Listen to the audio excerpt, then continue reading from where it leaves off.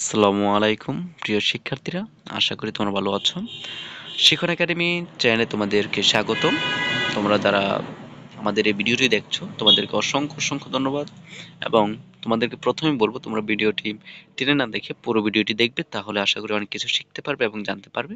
তোমাদের সমস্যাগুলোই কিন্তু এখানে তুলে ধরা হয়েছে। তোমাদের বলবো তোমরা যদি আমাদের শিখন একাডেমি চ্যানেলটিতে নতুন হয়ে থাকো তাহলে চ্যানেলটি সাবস্ক্রাইব করে বেল বাটনে ক্লিক করে রাখবে, যেন এরকম নতুন নতুন পরীক্ষার সাজেশনগুলো তোমাদের প্রত্যেকটি বিষয়ভিত্তিক কাজগুলো সমস্যাগুলো তোমাদের কাছে সর্বপ্রথমে চলে যায়। সেজন্য বলবো তোমরা চ্যানেলটি সাবস্ক্রাইব করে পাশেই থাকবে। কেমন প্রিয় শিক্ষার্থীরা? তো চলো শুরু করা যাক। তোমাদের এসএসসি পরীক্ষার্থী বা তোমাদের নবম দশম শ্রেণীর শিক্ষার্থীরা তোমরা যারা রয়েছে, তোমাদের বিশেষ করে এখানে সৃজনশীল কিছু প্রশ্নের ধারাবাহিক এখানে তুলে ধরার চেষ্টা করবো। তো এখানে তোমাদের অনেকেরই সমস্যাগুলো লক্ষ্য করা যায়, বা অনেকে আমাকে কমেন্টে জিজ্ঞাসা করেছো যে স্যার আমরা আসলে কিভাবে লিখবো বা এখানে প্রশ্নগুলো কিরকম আসতে পারে। তো সে সম্পর্কিত কিছু আলোচনা করব। তো প্রথমত বলবো তোমাদের এখানে যে সৃজনশীল গুলো থাকে সেগুলো ধাপে ধাপে তোমরা অনুসরণ করে, যে এখানে যেরকম দেওয়া আছে সেরকম অনুসরণ তোমরা লিখতে পারো। যে ক নম্বর যদি হয় তাহলে ক নম্বর তোমরা বিশেষ করে এক লাইন বা দুই লাইন এরকম করে দিবে, যে খ নম্বর এখানে 3 4 বা 5 লাইনের মধ্যে দিতে পারো। গ নম্বর এখানে তোমরা 1 পৃষ্ঠা দিবে। এক গ নম্বর 1 পৃষ্ঠা দিবে, আর ঘ নম্বর তোমরা 1 পৃষ্ঠা বা 1.5 পৃষ্ঠা বা 2 পৃষ্ঠা দিতে পারো। তাহলে দেখবে তোমরা একটু ভালো একটা মার্ক পাবে, তবে সেটা তোমাদের যুক্তিসঙ্গত হতে হবে, না হলে কিন্তু নাম্বার আসবে না। প্রথমে এটা বলে নিচ্ছি, বেশি দীর্ঘ তো করছি না, তোমাদের প্রশ্ন বোঝানোর ট্রাই করছি। দেখো প্রথমত এখানে দেওয়া আছে যে মরিচা কি। মরিচা এটা হচ্ছে যে মরিচা হলো লোহার অক্সাইড, যা জলীয় বাষ্পের উপস্থিতিতে বিশুদ্ধ লোহা ও বায়ুর অক্সিজেনের রাসায়নিক বিক্রিয়ার মাধ্যমে তৈরি হয়। এটা হচ্ছে মরিচা। তারপর বলা হচ্ছে পেঁপে পাকলে হলুদ হয় কেন। আসলে একটা প্রশ্ন, যে পেঁপে পাকলে আসলে হলুদ হয় কেন, তার অবশ্যই একটা কারণ আছে, সেটা আমরা আজকে জানবো। যে পাকার সময় পেঁপেতে নতুন যৌগ সৃষ্টির কারণে তা হলুদ বর্ণ ধারণ করে। পেঁপে যখন পাকতে শুরু করে তখন এতে বিদ্যমান উপাদানগুলোর মধ্যে জীব রাসায়নিক প্রক্রিয়ার মাধ্যমে হলুদ বর্ণধারী নতুন যৌগের উদ্ভব হয়। এতে পেঁপে পাকার সময় হলুদ বর্ণ ধারণ করে। আশা করি বুঝতে পেরেছো প্রিয় শিক্ষার্থীরা। এবার গ নম্বর দেখো, যেখানে বলা হচ্ছে উদ্দীপকের প্রথম ছেদের রসায়ন কিভাবে সম্পর্কিত। দেখো যে উদ্দীপকে একটি ছেলে কি করছে, একটি গ্লাসে পানি অথবা অন্য কিছু নিয়ে আছে। এখানে দেখো যে লেখা আছে যে ওষুধ সেবনের ছবি, ওষুধ খাচ্ছে। এখন প্রথম ছেদের রসায়ন কিভাবে সম্পর্কিত, এই ওষুধের সাথে কিভাবে সম্পর্কিত আমরা আজকে জানার চেষ্টা করব। তোমরা যদি একটু মনোযোগ দিয়ে দেখো তাহলে আমি মনে করি যে বুঝতে পারবে তোমরা। আবার বলবো, তোমরা যদি চ্যানেলটিতে নতুন হয়ে থাকো, সাবস্ক্রাইব করা না থাকে তাহলে চ্যানেলটিতে সাবস্ক্রাইব করে রাখবে। তো দেখো যৌথভাগের প্রথম ক্ষেত্রে ওষুধ ও ওষুধ সেবনের সাথে সম্পর্কযুক্ত হচ্ছে যে ওষুধ একটি রাসায়নিক যৌগ, এতে বিভিন্ন ধরনের জৈব বা অজৈব যৌগ বিভিন্ন মাত্রায় সংমিশ্রিত থাকে, যা পরিবাগার ও ওষুধ কারখানায় নানা রকম পরীক্ষা নিরীক্ষা ও পরিমাপের মাধ্যমে তৈরি করা হয়। হ্যাঁ, ওষুধ বা যে যে জিনিসগুলো আমরা খেয়ে থাকি সেগুলো কিন্তু আমাদের পরীক্ষা নিরীক্ষার মাধ্যমে কিন্তু এগুলো করা হয়।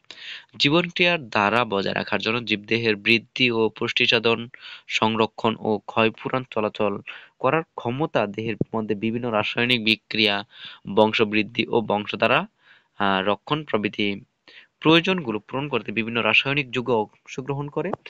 এই কার্যক্রমের কোথাও বিঘ্ন সৃষ্টি হলে আমরা অসুস্থ হই এবং ঔষধ সেবন করি। বর্তমানে বেশিরভাগ ওষুধ কৃত্রিম উপায়ে পরীক্ষাগারে তৈরি করা হয়। এইসব ওষুধের ব্যবহারিক গুণ জেনে মানুষ সেবন করে এবং দেহ অভ্যন্তরে নানা ধরনের জৈব রাসায়নিক কার্যক্রম দ্বারা আরোগ্য লাভ করে। আরোগ্য মানে হচ্ছে তারা সুস্থতা লাভ করে। সুতরাং উদ্দীপকের প্রথম চিত্রে রসায়ন নিবিড়ভাবে সম্পর্কিত রয়েছে।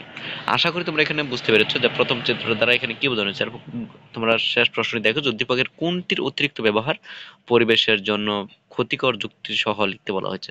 উদ্দীপকের কোনটির অতিরিক্ত ব্যবহার পরিবেশের জন্য ক্ষতিকর, আমরা একটু দেখব। যে উদ্দীপকের দ্বিতীয় চিত্রে প্রদর্শিত কীটনাশকের অতিরিক্ত ব্যবহার পরিবেশের জন্য ক্ষতিকর। তোমরা একটু দেখো, যেখানে তোমরা চিত্রটি লক্ষ্য করো যে চিত্রতে একজন কৃষক তার ফসলে কি করছে, কীটনাশক ব্যবহার করছে। এখন আসলে এটা কতটুকু আমাদের পরিবেশের জন্য ভালো সেটা আমাদের বুঝতে হবে। যে সবজি ক্ষেতে পোকামাকড় দমনের জন্য যেসব কীটনাশক ব্যবহার করা হয় তার মধ্যে গ্যামাক্সিন, ডিডিটি, অ্যালড্রিন, ক্লোরোডেন, ডিএলপ্রিন অন্যতম। এগুলো অতিরিক্ত ব্যবহার পরিবেশের জন্য ক্ষতিকর। জমিতে ছিটানো হলে এগুলো বাতাসে মিশে বাতাসকে দূষিত করে, যা মানুষ প্রশ্বাসের সঙ্গে গ্রহণ করে থাকে। দেখবে এগুলো যখন কৃষকেরা জমিতে ব্যবহার করে থাকে তখন কিন্তু এগুলো বাতাসের সাহায্যে মানুষের নাকে মুখে শ্বাস প্রশ্বাসের মাধ্যমে কিন্তু এগুলো গন্ধগুলো শোনা আহ বোঝা যায়। শুধু তাই নয়, কীটনাশক মাটিতে মিশে মাটিকেও দূষিত করে। বৃষ্টির পানির মাধ্যমে এসব কীটনাশক পুকুরে, নদী, নালা ও জলাশয়ের পানির সাথে মিশে পানিকে দূষিত করে তোলে। এতে কিন্তু পরিবেশ দূষিত হচ্ছে, পাশাপাশি পানিও দূষিত হচ্ছে। কীটনাশকের অতিরিক্ত ব্যবহার পোকামাকড়ের অনিষ্ট থেকে কমলকে রক্ষা করলেও এটি মাটি, পানি, বায়ুকেও দূষিত করে তোলে, যা পরিবেশের জন্য মারাত্মক ক্ষতিকর। উপর্যুক্ত আলোচনা থেকে দেখা যায় যে কীটনাশকের ব্যবহারে ফসলের মারাত্মক ক্ষতি হয়, ফসল উৎপাদন কমে যায়, মাটির উর্বরতা শক্তি কমে যায় এবং মাটি দূষিত হয়ে যায়। এই দূষিত মাটিতে উৎপন্ন শাকসবজি খাওয়ার ফলে ক্ষতিকর পদার্থ রক্তের মাধ্যমে আমাদের শরীরে বিভিন্ন অংশ পৌঁছে যায়, আবার পানিতে থাকা মাছ ও বৈচিত্র্যের উপর বিরূপ প্রভাব ফেলে। তাই বলা যায় কীটনাশকের অতিরিক্ত ব্যবহার সমগ্র পরিবেশের জন্য মারাত্মক ক্ষতিকর। আশা করি প্রিয় শিক্ষার্থীরা এখানে সৃজনশীলটি দ্বারা বুঝতে পেরেছো। এখানে যেভাবে রয়েছে তোমরা চাইলে সেভাবে লিখতে পারো। এই প্রশ্ন দ্বারা বোঝা গেল, তাই আমরা কিছুটা হলেও এখান থেকে বুঝতে পেরেছি। আজকের জন্য এতটুকুই। পরবর্তী ভিডিওগুলো পেতে হলে অবশ্যই চ্যানেলটি সাবস্ক্রাইব করে রাখবে। পরবর্তী তোমাদের দেখো এই প্রশ্নটি নিয়ে আলোচনা করব, যে 2 নম্বর রয়েছে তোমাদের লোহায় মরিচা ধরা, হ্যাঁ, মোমে আগুন জ্বালানো। এখানে আসলে দুইটা কাজ দেওয়া আছে। তো এখানে গ নম্বর তোমার ক ও খ ক্ষেত্রে খতে রসায়নের উপস্থিতি ব্যাখ্যা করতে বলা হচ্ছে। এইখানে প্রশ্নগুলো নিয়ে তোমাদের আলোচনা করব।